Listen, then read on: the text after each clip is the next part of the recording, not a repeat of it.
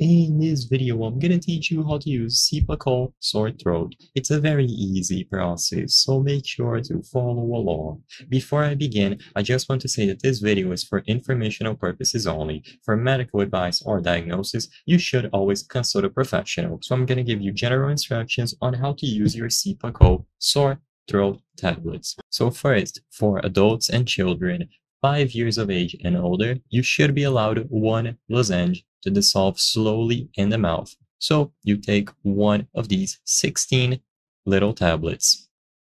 Do not exceed the recommended dosage. See the package for specific instructions and do not chew or swallow the lozenge whole. Allow it to dissolve completely in your mouth. So the primary way is to let it sit and dissolve on its own.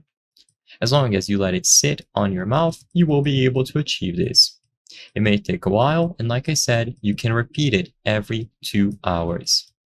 So every 2 hours, if needed, consider repeating and taking another one of these little tablets.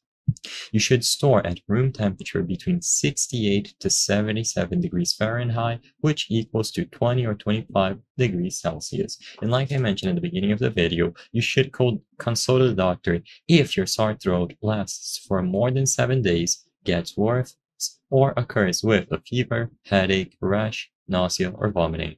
Do not use these tablets if you are allergic to any of its ingredients, and always talk to your doctor before using this if you are pregnant, breastfeeding, or taking other medication.